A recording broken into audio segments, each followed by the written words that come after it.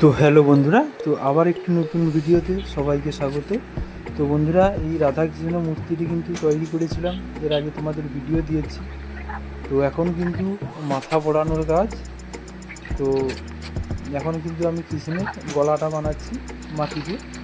তো এরপরে কিন্তু মাথাটা আমি লাগাবো। তো বন্ধুরা, কাপড়ের কালারটা দেখছো,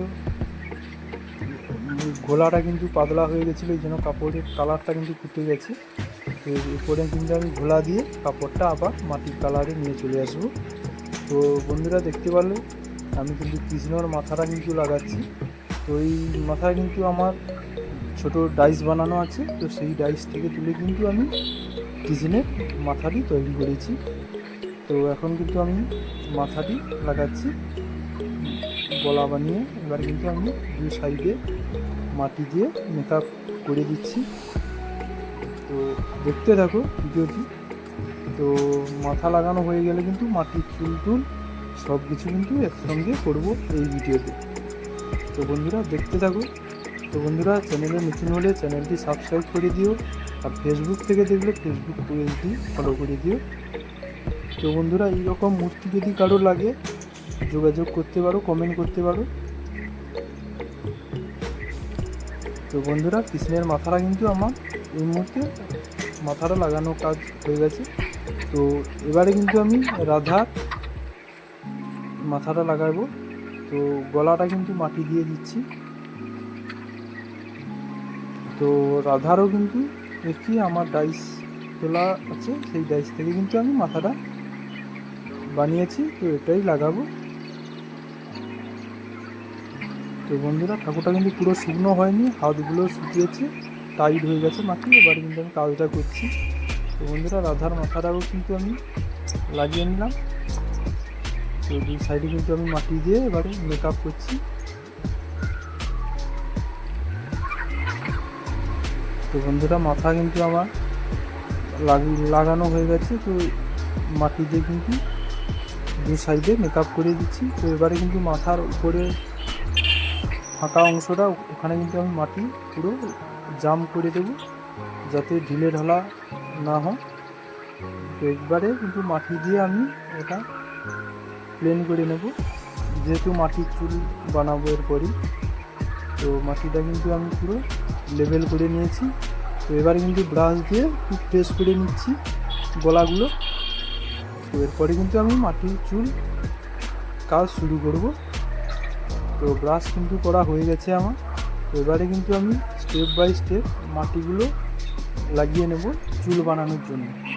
তো প্রথমে কিন্তু নিচ থেকে শুরু করছি, এক সাইড থেকে।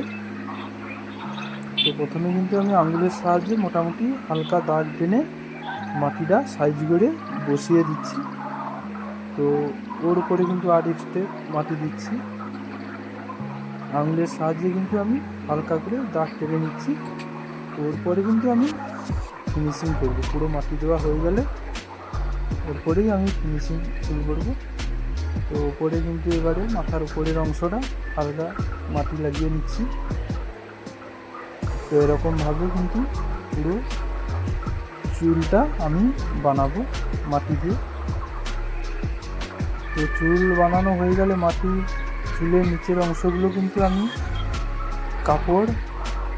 গোলা কাপড় জল করে আমি কিন্তু মারিয়ে দেবো, যাতে শুকনো হয়ে গেলে ফেটে যাওয়ার চান্স থাকে বেশি।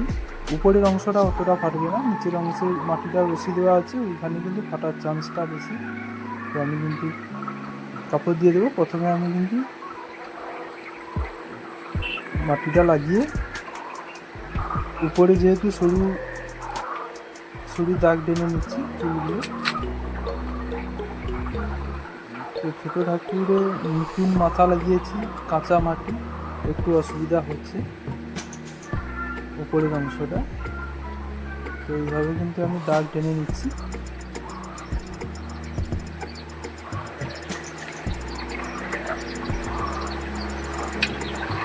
পুরোটা প্রথমে এরকম দাগ টেনে নিচ্ছি, তারপরে দেখব।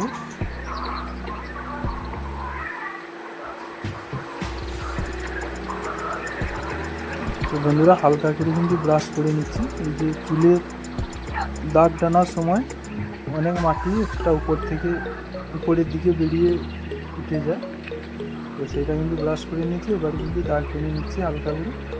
আর নিচের চুলগুলো কিন্তু বেশি দাগ করিনি, কারণ ওগুলা কিন্তু ফাটবে, ফুটে গেলে ওটা আর বোঝা যাবে না। সেই জন্য হালকা আমি কিন্তু কাপড় লাগিয়ে দিয়েছি ওখানে। তো ওর উপরে কিন্তু আমি হালকা করে দাগ টেনেছি নিচের চুলগুলো। ওপরে কিন্তু আমি সরু সরু মাটি দিয়ে হালকা করে লাগিয়ে নিচ্ছি। তো চুলগুলো দেখতে আর একটু ভালো লাগবে। ওই জন্য কিন্তু আমি ছোটো ছোটো করে মাটি বানিয়ে কিন্তু আবার এক্সট্রা করে লাগিয়ে নিচ্ছি। তো ওটা কিন্তু একটু দেখতে আরও ভালো লাগবে, সেই জন্য এক্সট্রা করে আবার মাটি লাগাচ্ছি ছোটো ছোটো করে।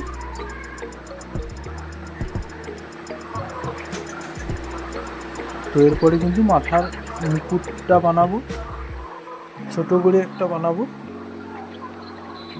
তো দেখতে থাকো।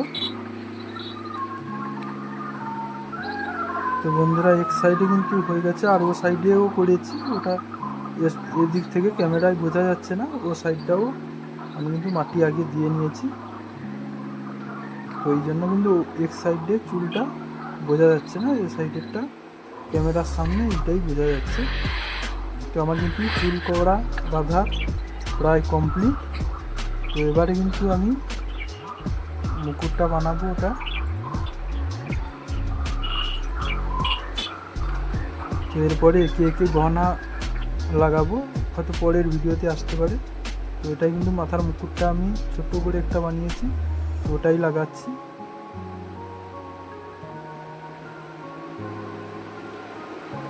ছোট করেই আমি এটা বানিয়েছি মুকুটটা।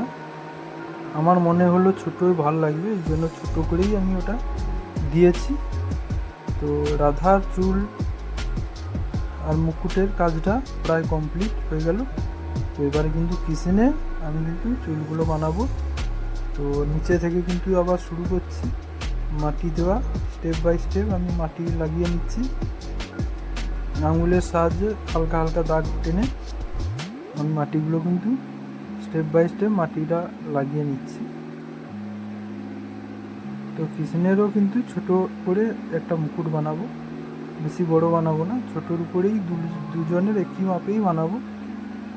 তো কিচেনের কিন্তু আমি মাটি লাগিয়ে নিচ্ছি কম কম করে, কারণ মাথাটা নরম আছে, সঙ্গে সঙ্গে মাথা লাগিয়ে চুলটা বানাচ্ছি, এই জন্য কিন্তু একটু সমস্যা হবে।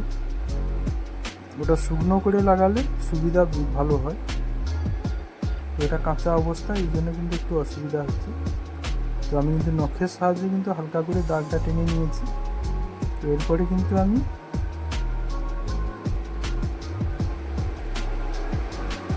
দাগ টানা কিন্তু আমার প্রায় হয়ে গেল।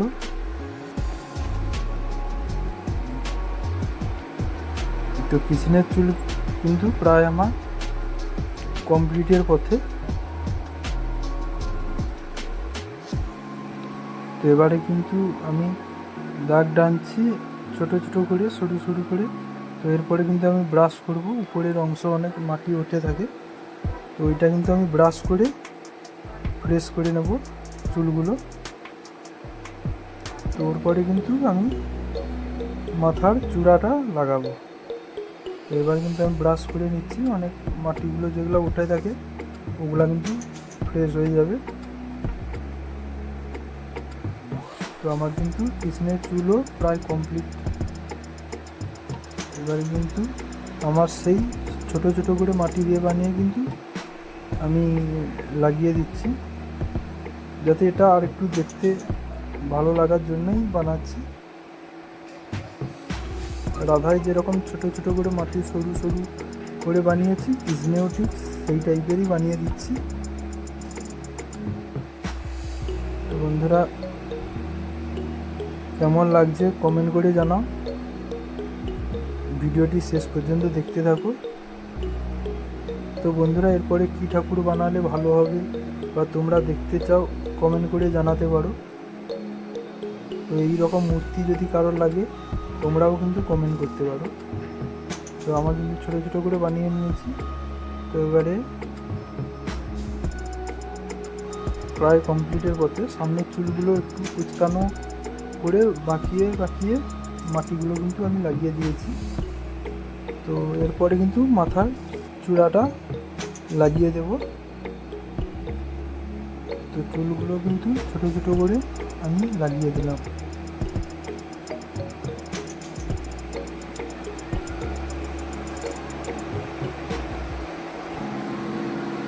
তো বন্ধুরা, এবার কিন্তু আমার প্রায় হয়ে গেল পিছনের চুলের কাজ। তো এরপরে আমি কিন্তু মাথার চূড়ার কাজটা আমি করব। তো বন্ধুরা, মূর্তিটা কেমন হলো কমেন্ট করে জানাও যারা দেখছো। তো বন্ধুরা, ফেসবুক থেকে যারা দেখছো কিন্তু পেজটা ফলো করে দিও। তো এবারে কিন্তু আমি ব্রাশ করে নিচ্ছি চোখের সাইডে টাইডে যেগুলো মাটি টাটি লেগে আছে ওইগুলো কিন্তু আমি ব্রাশ করে পুরো ফিনিশিং করে নিচ্ছি। তো এরপরে কিন্তু দেখতে পেলে আমি একটা ছোট্ট একটা মুকুট বানিয়েছি, তো ওটাই লাগাচ্ছি। এটা কিন্তু কোনো ডাইস নয়, হাতেই ছোটো করে বানিয়েছি। তো ওটাই আমি এখন পিছনের মাথায় লাগিয়ে দিলাম। তো এরপরে কিন্তু ব্রাশ করে নিলাম হালকা করে, একটু ফাটাফুটি যেগুলো আছে ওইগুলো মেকআপ হয়ে গেল। তো পিছনে আমি কিন্তু একটা মাটি দিয়ে বানিয়েছি, ওই কী বলে ওটা হচ্ছে ময়ূরের